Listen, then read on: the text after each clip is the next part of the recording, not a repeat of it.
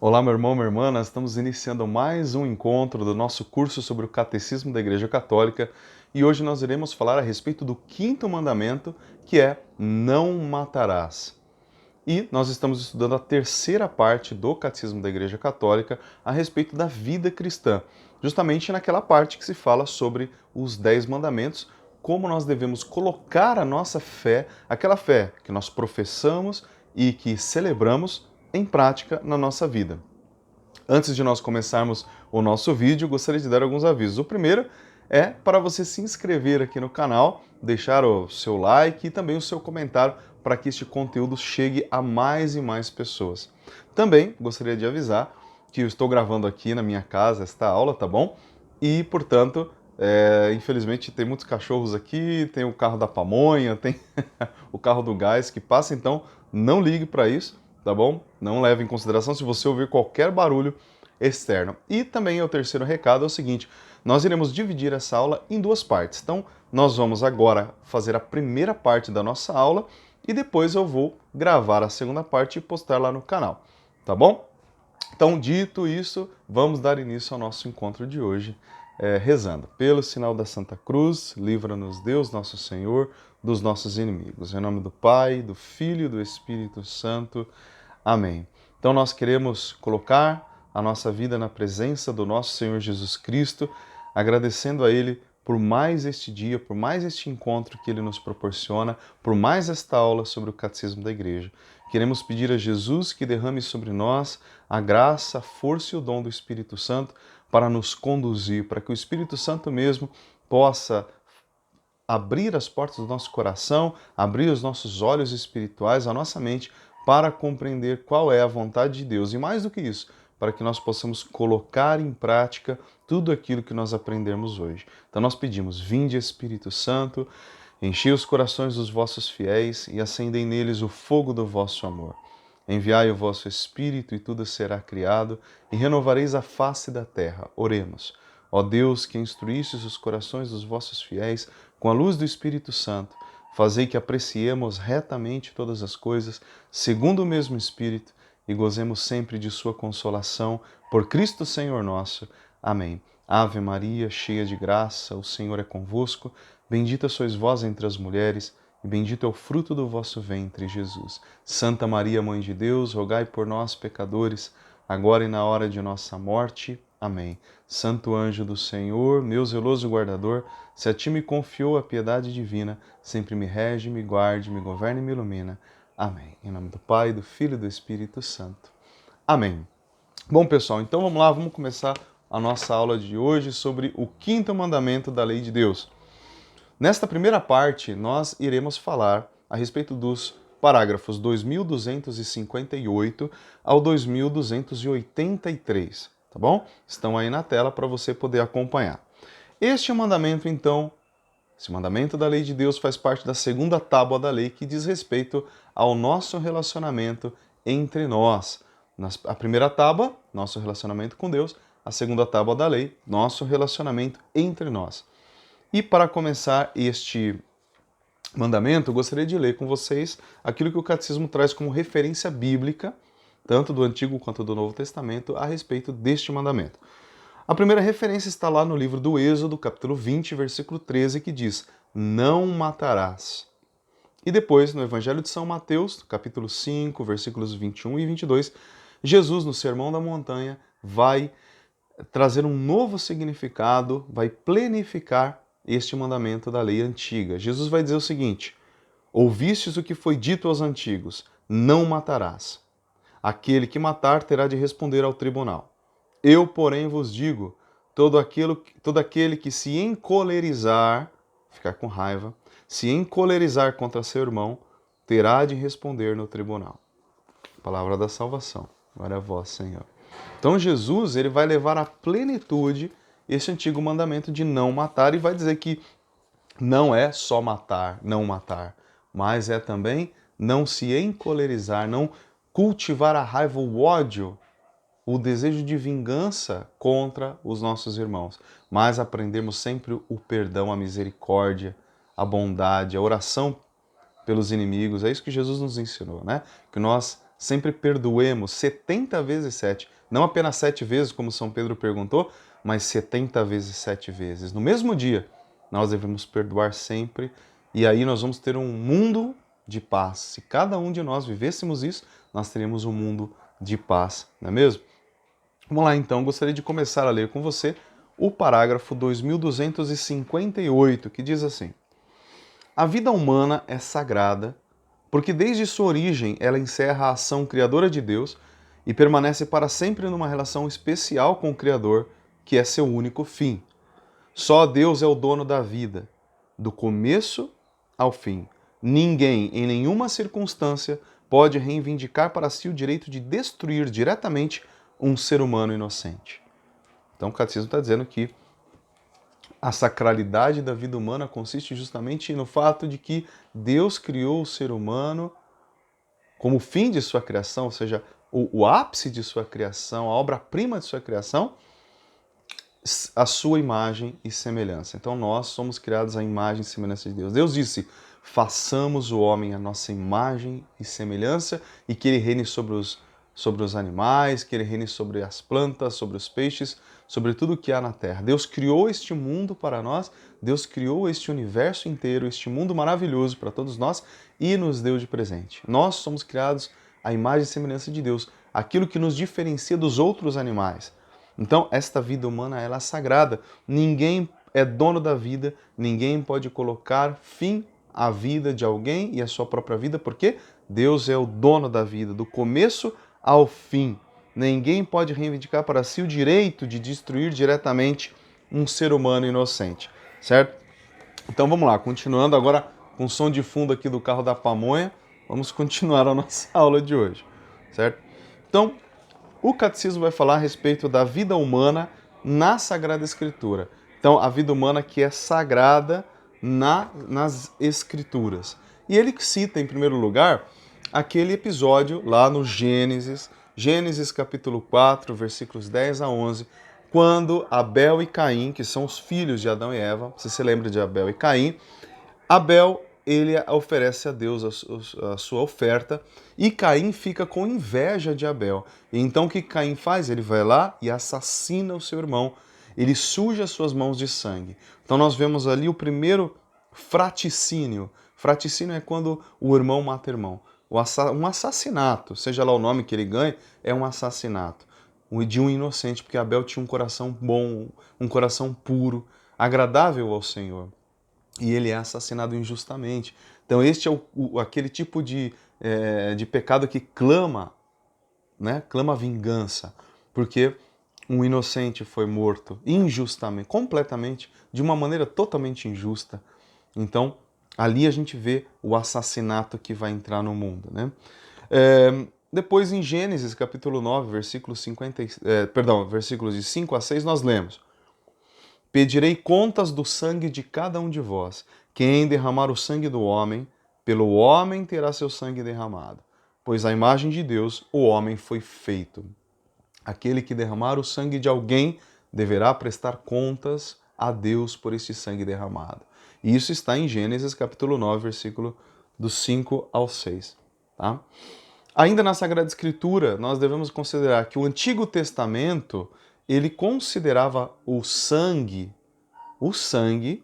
como algo sagrado e sinal da vida.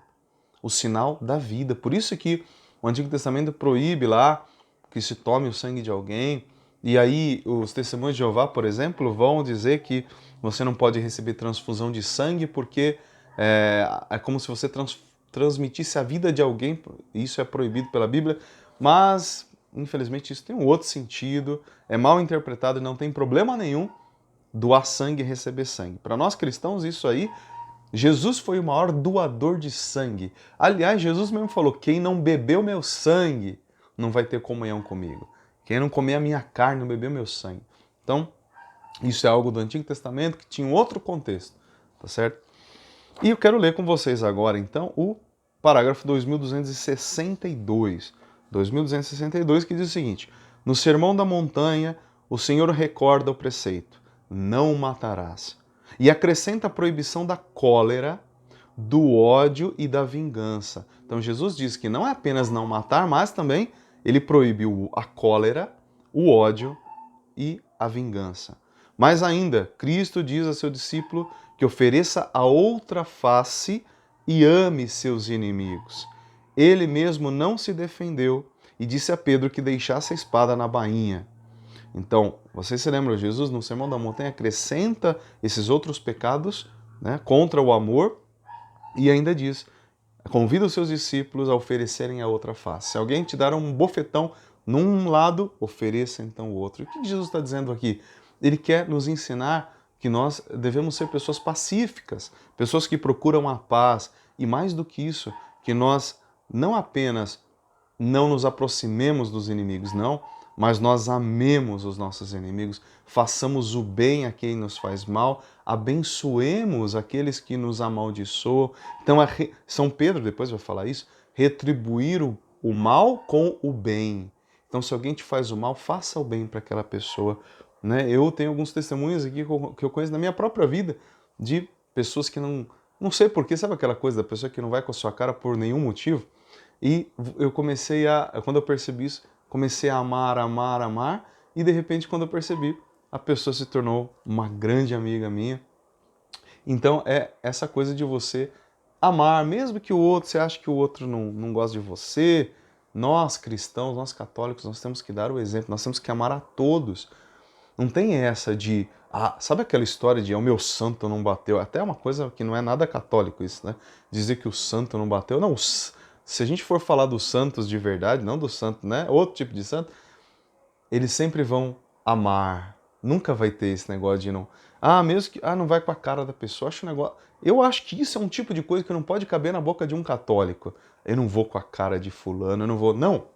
Você tem que amar aquela pessoa. Você tem que amar aquela. Foi o que Jesus fez, é o que Jesus faz. Existe alguém de que Jesus não ame? Ele ama a todos. Então nós devemos amar também. Tá? Aí o catecismo, então, depois disso, vai abrir um espaço para falar da legítima defesa. Legítima defesa. Lá no parágrafo 2263, ele fala da legítima defesa. Eu vou ler 3 parágrafos na sequência, tá? Sobre a legítima defesa, e aí a gente vai comentar. 2263 diz assim: a legítima defesa das pessoas e das sociedades não é uma exceção à proibição de matar o inocente, que constitui o homicídio voluntário. A ação de defender-se pode acarretar um duplo efeito. Um é a conservação da própria vida, o outro é a morte do agressor. Só se quer o primeiro, o outro não. Então, o que a igreja está dizendo sobre a legítima defesa? Que uma coisa é um homicídio voluntário contra um inocente. Agora, quando a gente entra, por exemplo, nessa questão de uma pessoa vir atentar contra a sua vida, então essa pessoa já não é inocente, porque ela está vindo atentar contra a sua vida, ela está provocando um ato maldoso. Então o que o catecismo diz? Que a ação de defender-se pode acarretar um duplo efeito, você está preservando a sua vida.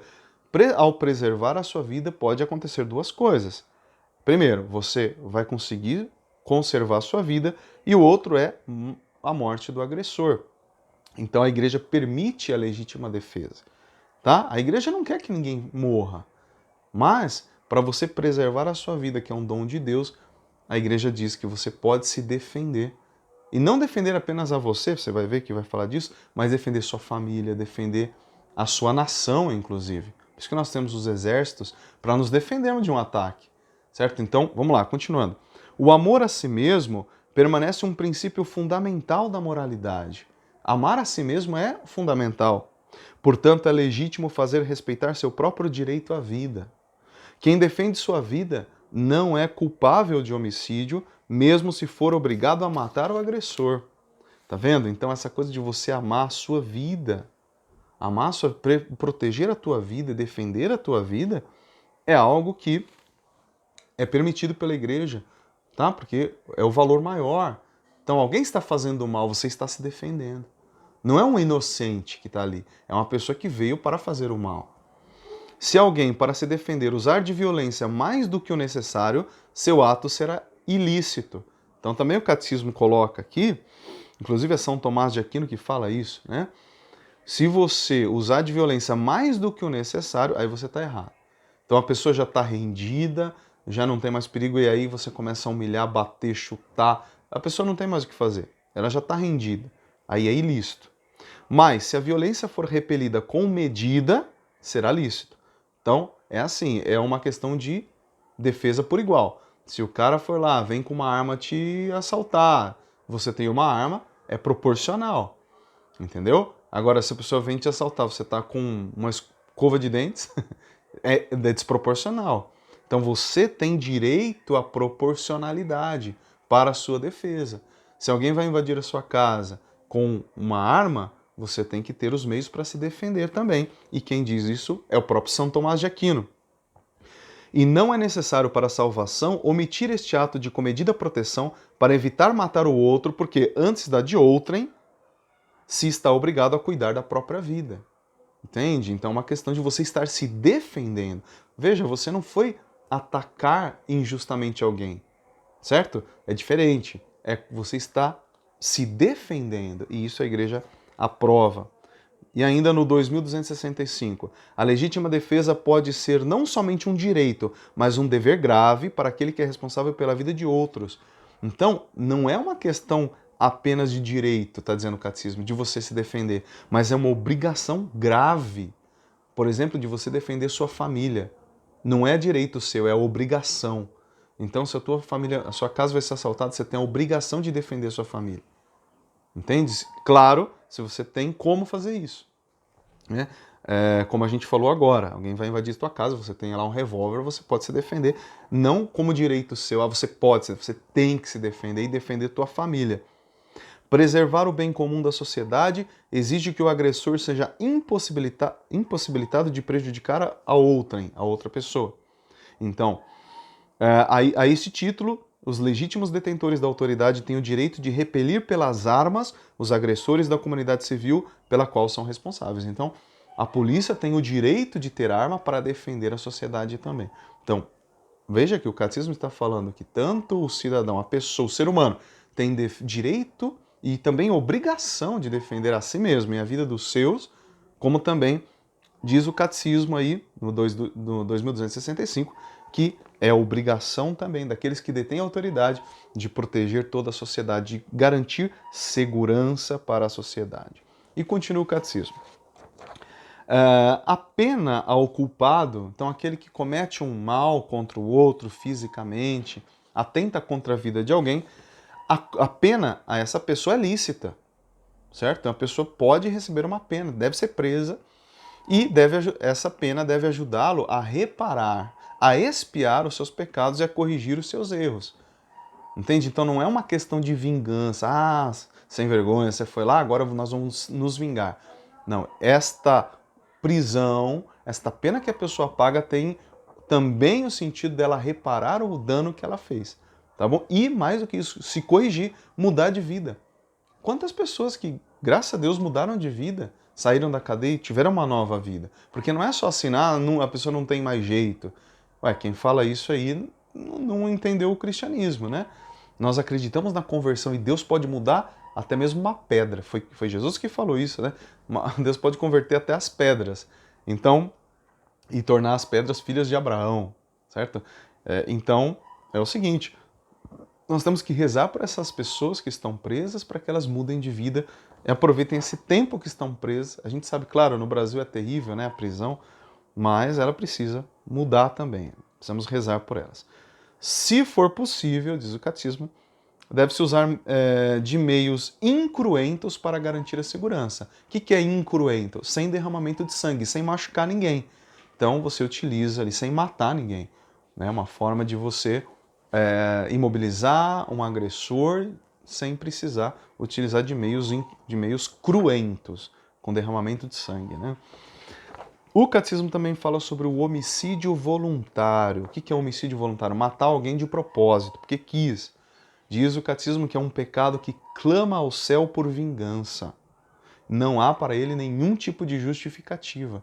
Matar voluntariamente um ser humano, matar ali na hora, no calor da emoção, ir lá e matar, não há justificativa nenhuma, é um pecado gravíssimo, diz o catecismo. Vou ler com vocês agora o 2269. 2269, olha só. O quinto mandamento proíbe que se faça algo com a intenção de provocar indiretamente a morte de uma pessoa. A lei moral proíbe expor alguém a um risco mortal sem razão grave, bem como recusar ajuda a uma pessoa em perigo. Então o catecismo também está falando aqui, olha só, na verdade eu vou ler para vocês a citação para ficar mais claro. A aceitação pela sociedade humana de condições de miséria que levem à própria morte, sem se esforçar por remediar a situação, constitui uma injustiça escandalosa e uma falta grave. Todo aquele que em seus negócios se der a práticas usurárias e mercantis que provoquem a fome e a morte de seus irmãos, comete indiretamente um homicídio que lhe é imputável. Então, o catecismo está falando a respeito do homicídio indireto, você matar alguém indiretamente, certo? Então, por exemplo, se você expor a vida de alguém a um risco de morte sem nenhum tipo de razão grave, você está cometendo um pecado grave, certo? Se você expor a vida de alguém, alguém pode perder a vida por uma bobagem, uma bobeira, às vezes até uma brincadeira, você está cometendo um pecado, certo? Quantas coisas hoje existem que colocam a vida das pessoas em risco até por brincadeira. Então, isso é um pecado. Por exemplo, recusar ajudar uma pessoa em perigo. Você está vendo que a pessoa vai ali sofrer um acidente, que a pessoa vai morrer, que vai acontecer alguma coisa grave. Você se recusar a ajudar, fingir que não viu, é pecado de omissão. É indiretamente uma culpa.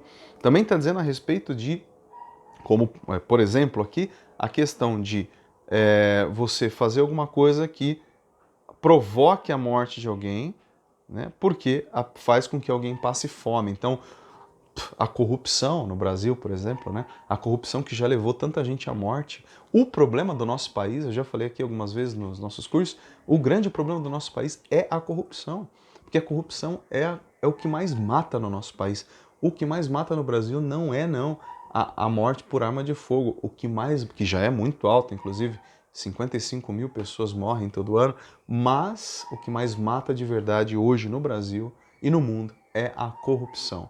Os governantes, e em cada cidadezinha, pode ser a menor cidade do país, a menor cidade, ali naquela câmara não, né? Na Câmara dos Vereadores lá, tem ali a corrupção, tem aquilo que a gente chama das rachadinhas, tem os esquemas, as propinas que as pessoas vão levando, sem pensar no bem da comunidade, no bem daquela cidade, pensando no seu próprio bolso. E aí não tem ninguém lá no posto de saúde, não tem médico no posto de saúde, não tem educação boa e muita gente morre de fome, de frio.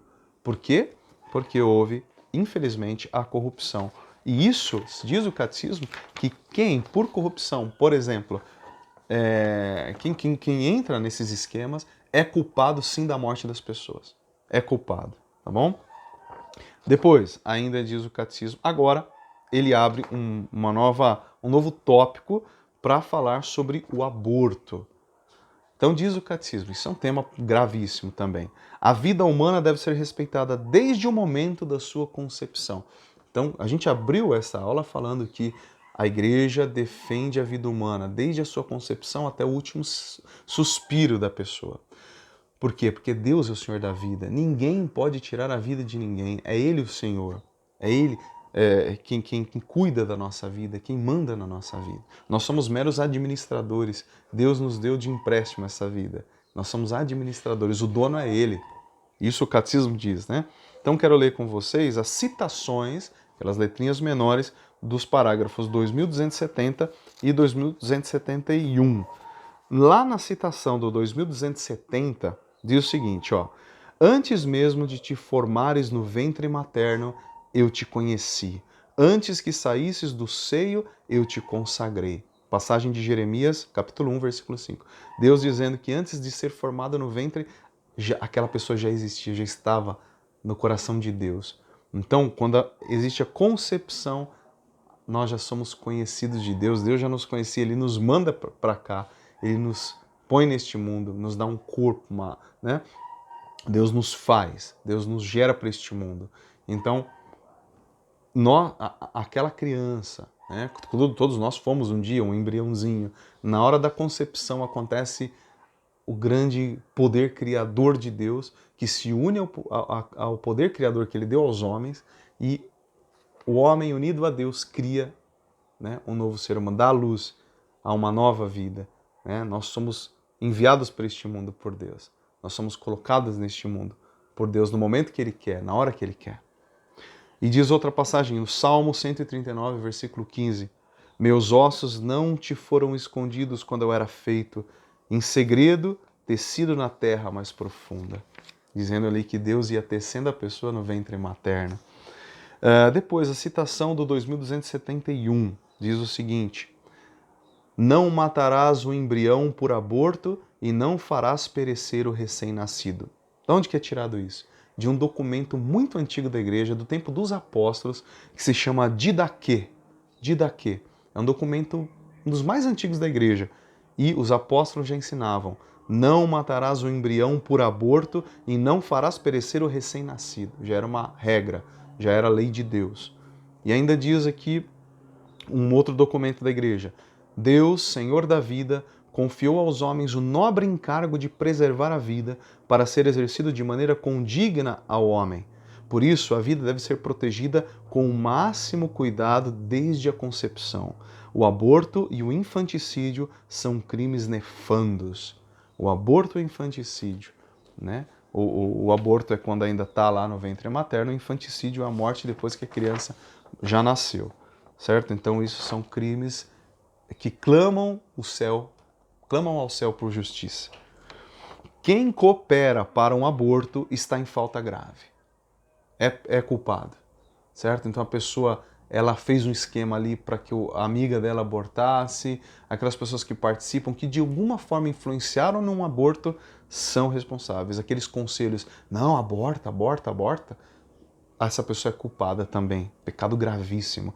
E o pecado do aborto, meus irmãos, o pecado do aborto, ele, segundo o Código de Direito Canônico, ele dá uma excomunhão automática, que tem uma expressão, né, que eu não sei pronunciar muito bem, mas é latae sententia, que é uma excomunhão automática. A pessoa, ela não precisa de ser excomungada oficialmente por meio de um documento, de um pronunciamento de um bispo ou de um papa. Não, você cometeu aquele pecado, imediatamente está excomungado da igreja. Excomungado é estar cortado da igreja, não pertence mais à igreja católica.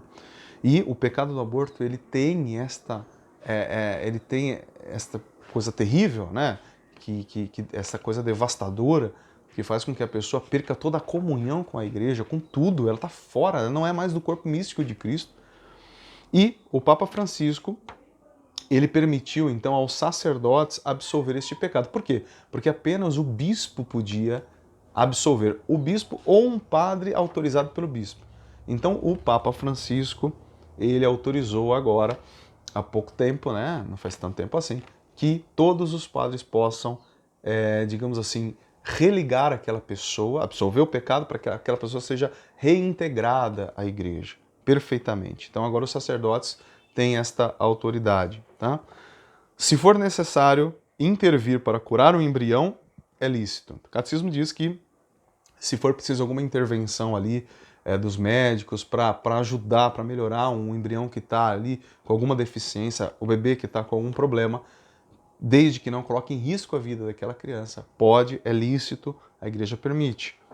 É imoral produzir embriões humanos destinados a serem explorados como material biológico disponível, como, por exemplo, células tronco embrionárias. Então você pega o embrião, né, e mata aquele embrião, mata aquele ser humano, que já era uma alma, já tinha uma alma espiritual, já era um filho de Deus que Deus havia criado, ele é morto para ser usado como material biológico. Então eles tiram aquelas células tronco dos embriões para poder fazer pesquisa. Então isso a igreja é completamente contra. A igreja permite o uso das células tronco, não as embrionárias, aquelas outras, por exemplo, que você tira do cordão umbilical, que tem o mesmo efeito, certo? Tem a mesma força. Vou ler com vocês ainda, a respeito dessa manipulação de seres humanos, o que diz o parágrafo 2275. A igreja diz o seguinte, ó: certas tentativas de intervenção sobre o patrimônio cromossômico ou genético não são terapêuticas, mas tendem à produção de seres humanos selecionados segundo o sexo ou outras qualidades pré-estabelecidas. Essas manipulações são contrárias à dignidade pessoal do ser humano, à sua integridade, à sua identidade única, não reiterável. Então, a igreja também é contra aquela coisa do bebê de proveta, né? Aquela coisa da manipulação, ou que hoje em dia as pessoas podem escolher que sexo que quer a criança, que qual a cor dos olhos, a cor do cabelo, como que quer que a criança seja geneticamente. A igreja é completamente contra isso, porque é a manipulação da vida humana. E nós católicos, nós somos muito... Desculpa, nós somos muito frouxos na defesa dessas coisas. Porque como que nós podemos admitir que cientistas manipulem a vida humana e brinquem de Deus? Ah, você quer um olho azul? Ok. Você quer um cabelinho loirinho? Beleza. Você quer que seja dessa forma? O que é isso? Que brincadeira é essa? Né? Nós católicos não podemos admitir isso. Tá? E tem muito católico aí que admite essas coisas. Tá? Então nós católicos somos contra qualquer tipo de manipulação da vida humana. Isso é contra a criação de Deus, pelos meios naturais. Tá bom? Então nós não admitimos isso, a igreja não admite. Depois ainda, a igreja fala sobre a eutanásia.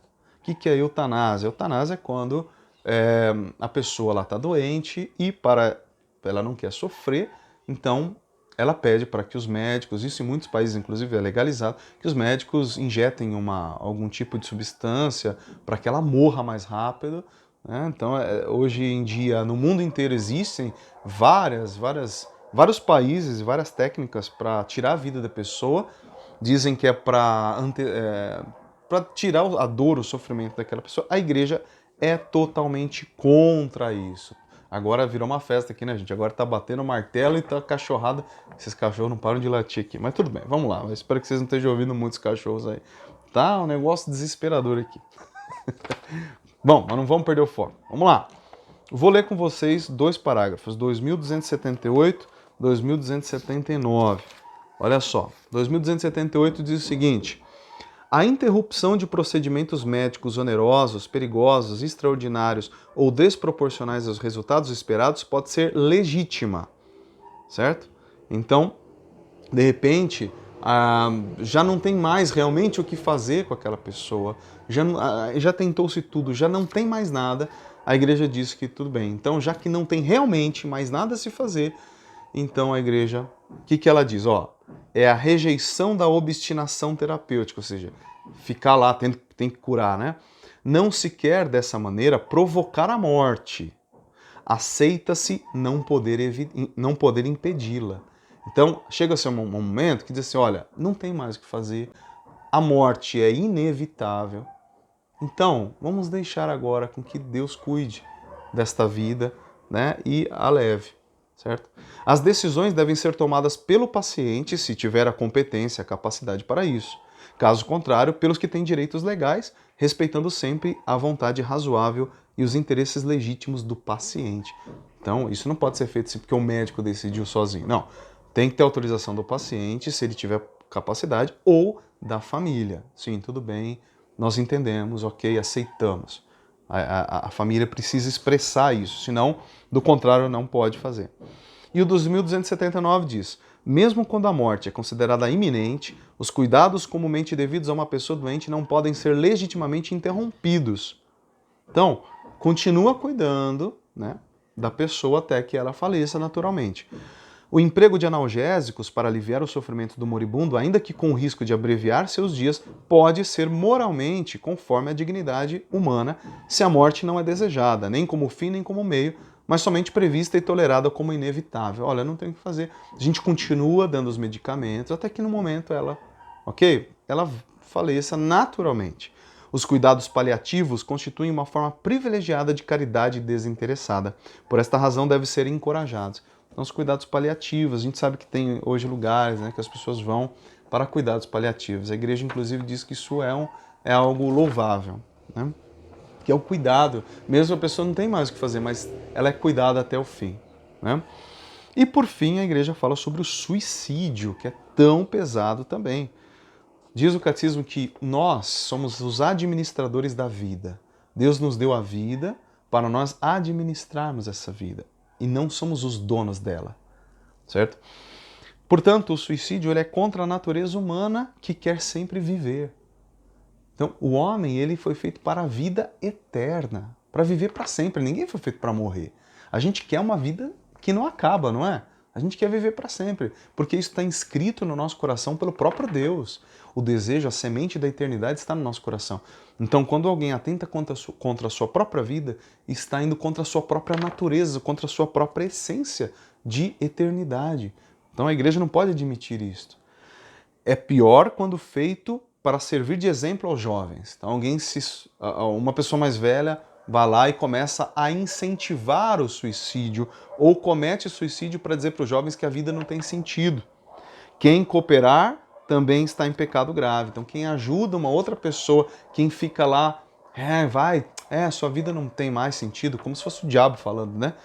Quem faz um negócio desse também, quem influencia uma pessoa, quando a pessoa está mal e você fica ali, né, colocando a pessoa mais para baixo ainda, em vez de ajudar, em vez de falar palavras positivas, fica falando mais e mais palavras negativas, você pode ser culpado de um pecado grave, porque em vez de você ajudar, você está só piorando a situação. Por isso que quando alguém vem pedir conselho para a gente precisa dar conselhos edificantes para levantar a pessoa, para colocar para cima. Acreditem, existem pessoas que dão conselhos negativos que fazem as pessoas ficarem piores ainda, tá certo? Então a gente tem que tomar cuidado com isso.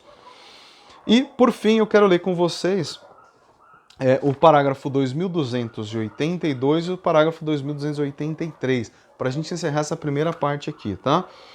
Diz o seguinte, ó, o segundo parágrafo do parágrafo 2282. Distúrbios psíquicos graves, a angústia ou o medo grave da provação, do sofrimento ou da tortura podem diminuir a responsabilidade do suicida. Então existem aí coisas que podem diminuir a responsabilidade daquela pessoa que tira a própria vida.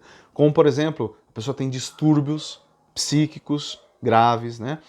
A pessoa está angustiada, desesperada, e a gente aqui não consegue medir até onde chega a angústia humana, né? Uma pessoa está fora de si, está com medo de alguma coisa, a gente não sabe quem somos nós, né?